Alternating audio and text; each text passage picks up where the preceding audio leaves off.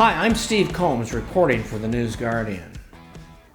Are you getting the idea that some people in this country have finally had enough of the nonsense and are starting to push back?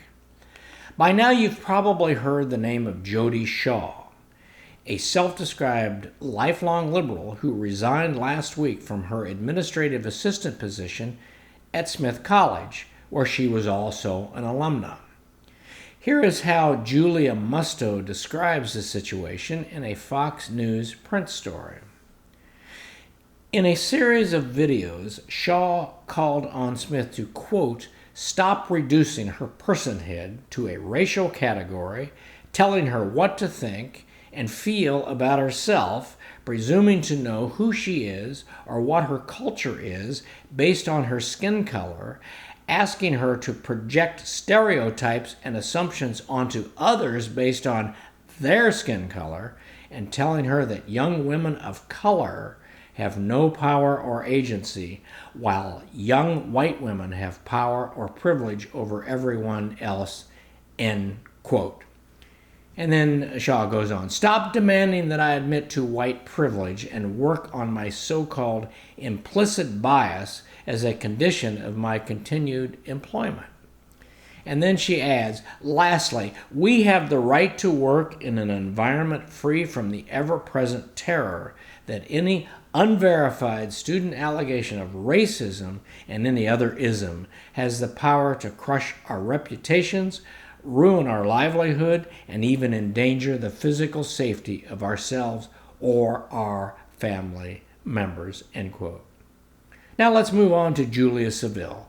Until last week, Julia was a junior at St. Margaret's School for Girls in Tappahannock, Virginia, and the chapter leader for Turning Point USA. That's the organization founded by Candace Owens and Charlie Kirk to help young people learn about our rights and liberties as Americans. As I wrote this week in my In the News column at Substack, Julia joined the school's Black Student Union in order to enhance her understanding of Black culture. In a presentation for Black History Month, she was to have called Candace Owens, quote, a black trailblazer, end quote, but this did not go over well with St. Margaret's brainwashed young students. Julia was the subject of a school-wide email hate campaign charged for praising the, quote, racist, end quote, young political leader. It had its intended effect. Julia has left the school. In Omaha, Nebraska, grandparents of a high school boy told a friend of mine today that his class was instructed to apologize for being white.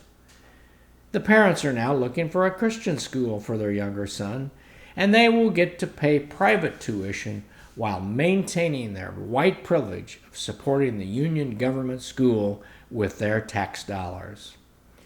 Well, nothing has exploded yet, not yet, no fireworks or riots in the streets.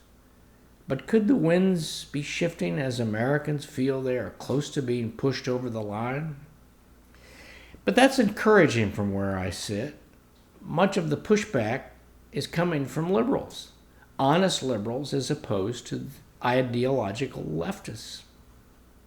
This might mean that once liberals and conservatives agree that the government and its media, business, and academic allies are destroying our culture with alarming success, then we can engage in reasoned discourse. Well, please follow us on Instagram at @news_Guardian and on Twitter @news_Guardian US. And thanks for watching.